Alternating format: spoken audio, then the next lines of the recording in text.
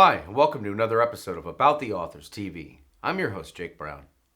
We're excited today to return to part two of our examination of literary lion Professor Joyce Carol Oates' career and catalog singular to literature, and one that National Public Radio had recognized her as famous not only for the quality of her writing, but also for the quantity.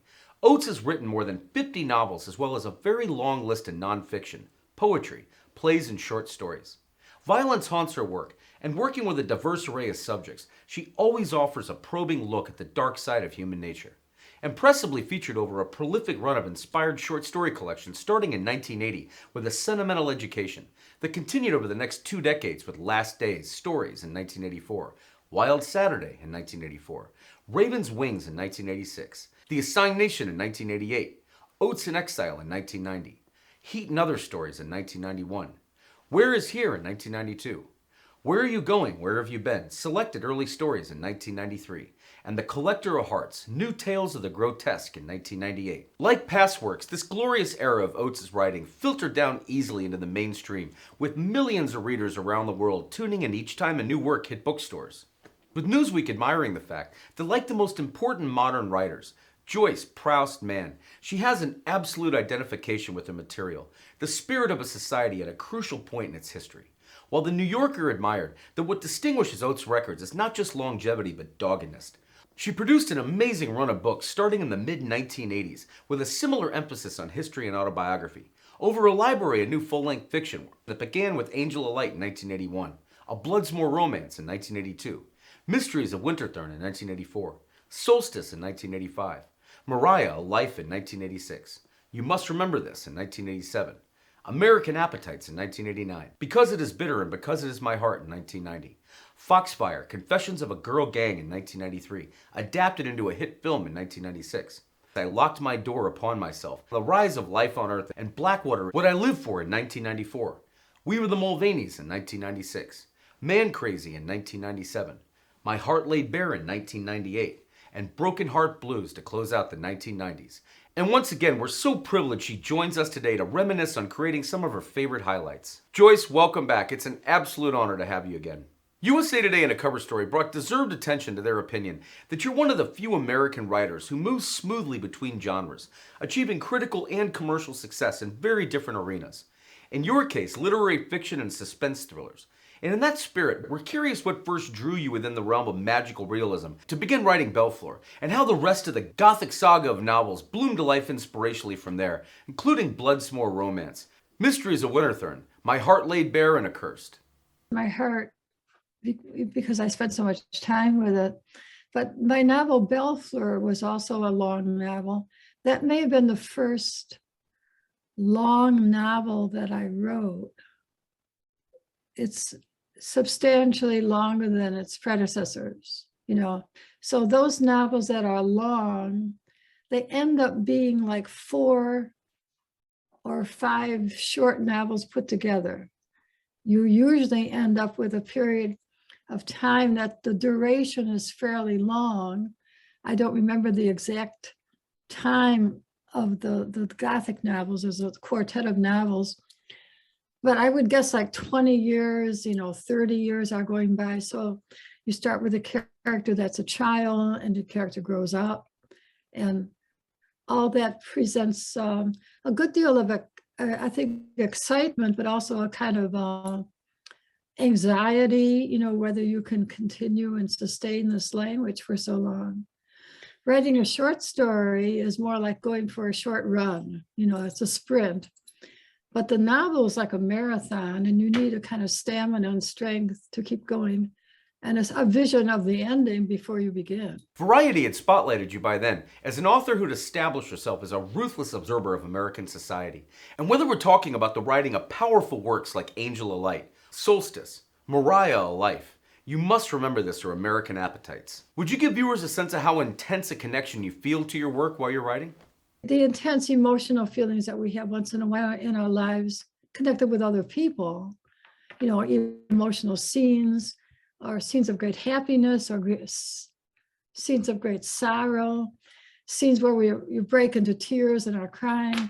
All those experiences are so intense. And you do remember them, but you can't communicate them very well. And I find that's the way I feel about writing novels. It's difficult to communicate that intimacy and intensity. Because It Is Bitter and Because It Is My Heart has an amazing premise that while a white girl named Iris Courtney and an African American friend, Jinx Fairchild, are joined by a murder they both committed in self-defense, did it then and does it tend to work still now that a premise like this one arrives to you before the rest of the story that followed? We begin with the discovery of a body, and then there's a flashback, and we learn who killed this person and why he was killed. And I particularly love that novel. I love the characters. I love Jinx. He's based on a character, based on a person whom I knew a little bit in Lockport. And Iris is based a little bit on myself and somebody else, the kind of composite figures. I think we have a special yearning and nostalgic feeling in our hearts for people whom we knew when we were young adolescents. There's a certain romance. It's so you're so much in awe of slightly older children. Of course, you don't think that they're children. Like when you're about 11 or 12 years old, someone who's 15 is just so romantically distant and kind of unattainable. And a lot of time when we are that young, we spend so much time sitting in classrooms at our desks and kind of looking around the room at the other people.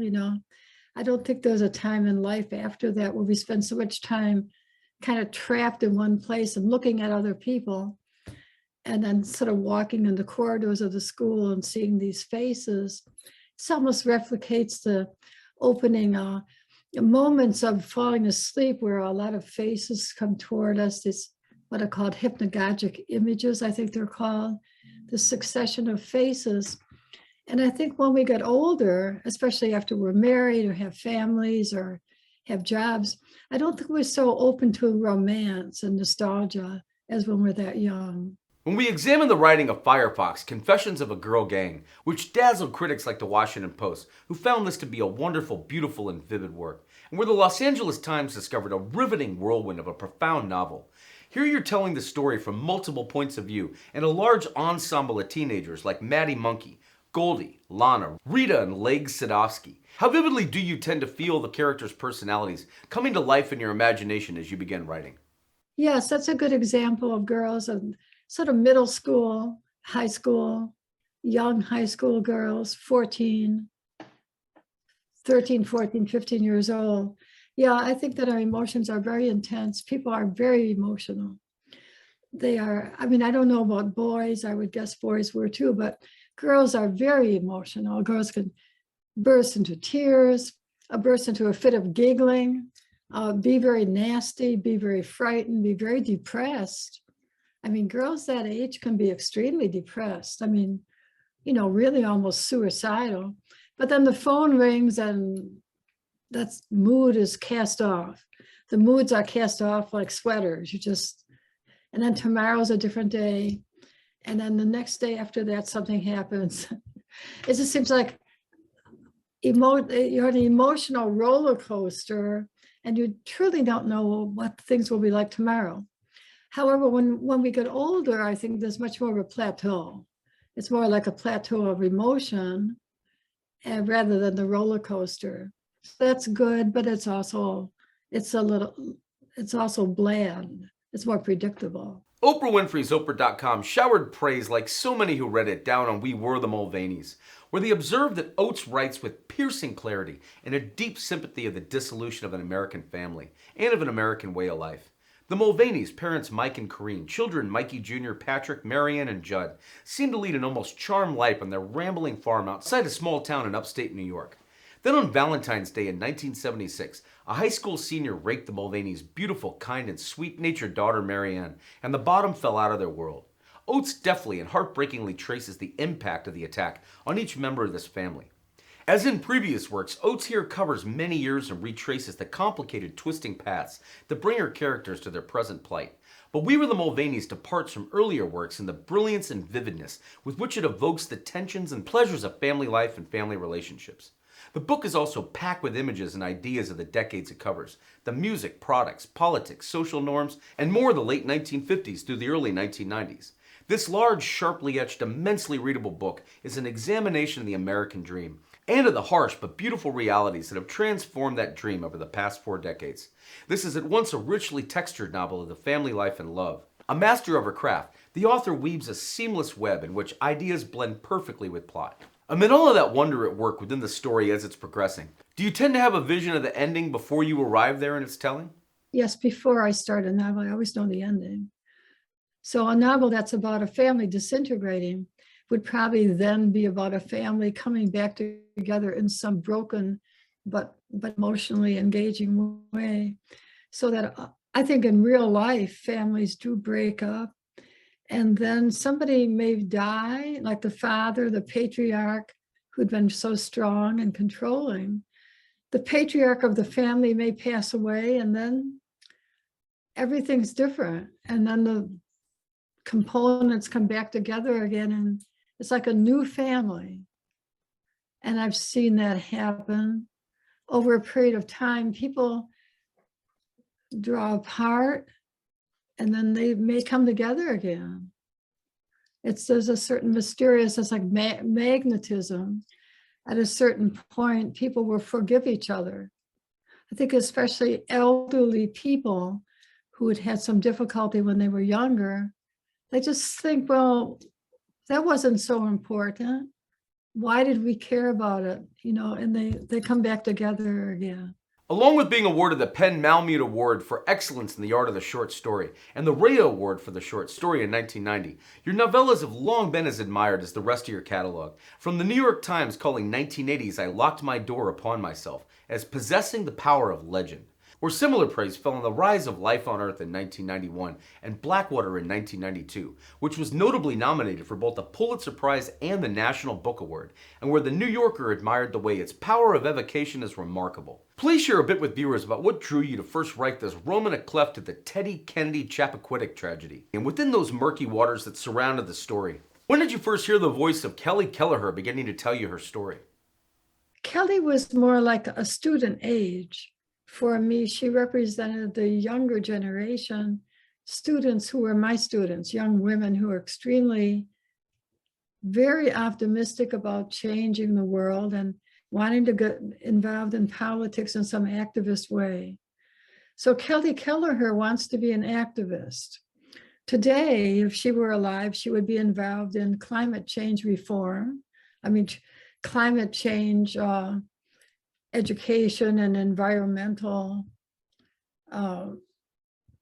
reform, environmental litigation. Maybe she'd go into environmental law, something like that. So that was more like a generation younger than me. Professor Oates, we so appreciate you spending more of your time today with us, delving back into the writing of some of your most celebrated works of the 1980s and 90s. It's a high honor indeed. And we look forward to joining you again. And we look forward to you joining us again in the near future for part 3 of our multi-episode look at your one-of-a-kind career as they expanded into the millennium and continue to dazzle us through present day. And thank you so much again for your time today as part of this incredible opportunity and exploration. Bye-bye.